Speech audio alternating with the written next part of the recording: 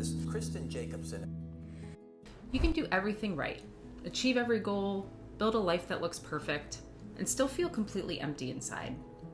Let's talk about why that happens, and what to do when the success you worked so hard for doesn't actually feel that great. Hey, I'm Kristen. This one's for the overachievers, the goal setters, the checklist junkies, the ones who are killing it from the outside, but quietly wondering, is this it? Because I've been there. That weird, confusing moment when you hit a big milestone, the promotion, the revenue, the visibility, and instead of feeling fulfilled, you feel kind of nothing.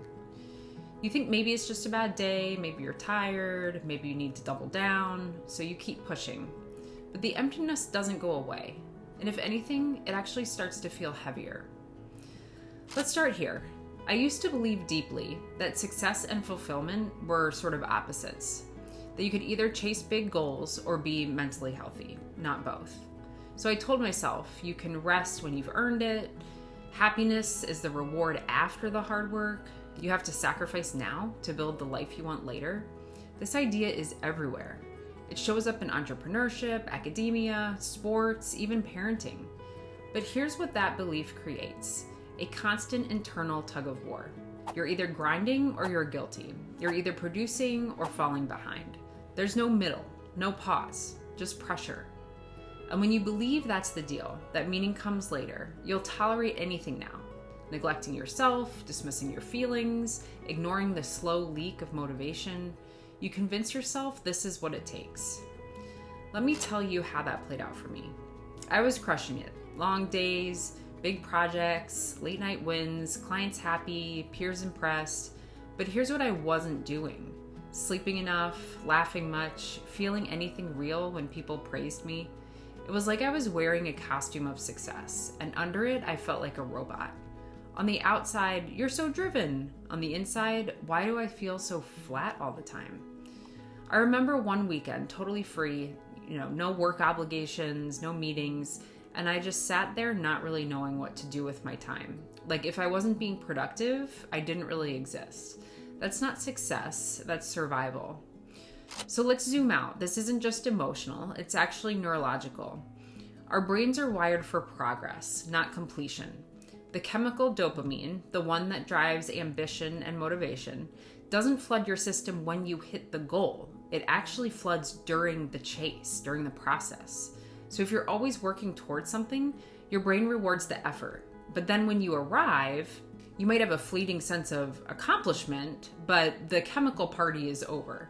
That's why high achievers often feel that dip, that letdown right after a win. On top of that, there's this thing called future orientation bias. So people like us tend to live in the future. What's next? What's better? What's the edge? It's great for business, terrible for joy, because you're never in your life. You're always ahead of it. And then there's identity reinforcement. If your worth is closely tied to what you accomplish, then slowing down feels like disappearing. No output equals no value. That belief, baked deep into our culture, turns success into a trap. Because the more you win, the more you fear losing. And the emptier it feels when winning becomes the only thing you're good at. For me, it wasn't a burnout collapse. It was a quiet conversation.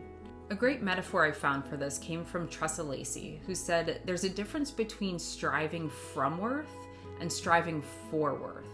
And that was a punch in the gut. When you strive for worth, every achievement is a bid for value and identity. It's exhausting and endless. When you strive from worth, success becomes an expression, not a validation. You can still work hard, but it's driven by something real, not fear.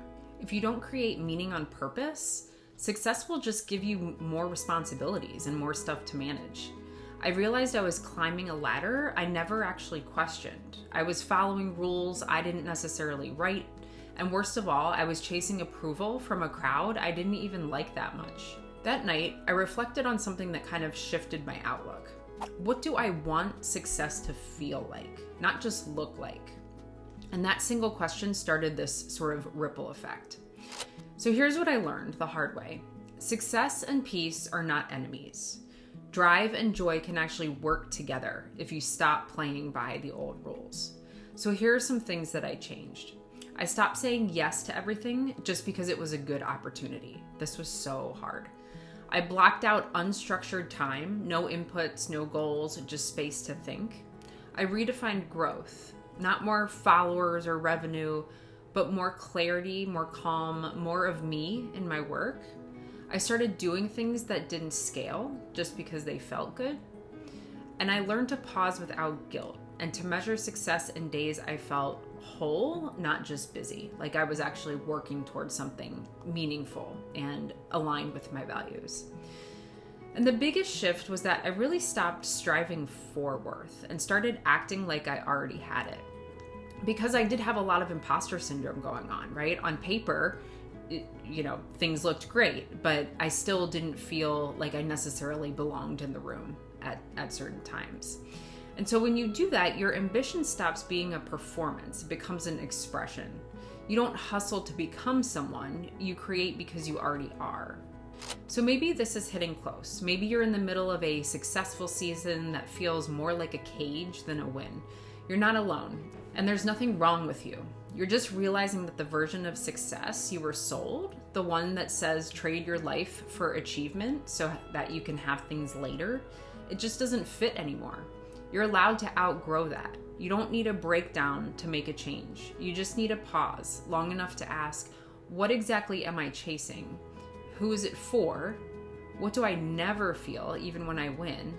And what would success feel like if it didn't require me to bleed for it? That's where it starts. So if this spoke to you, do me a favor. Leave a comment, not for the algorithm, but for you.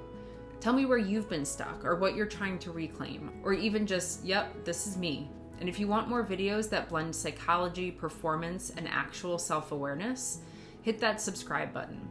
We're not doing surface level tips here. We're getting honest. Thanks for watching. Now close the tab, go outside, call a friend, do something that doesn't need to be productive, just something that makes you feel like yourself again. You've earned that. No achievement required.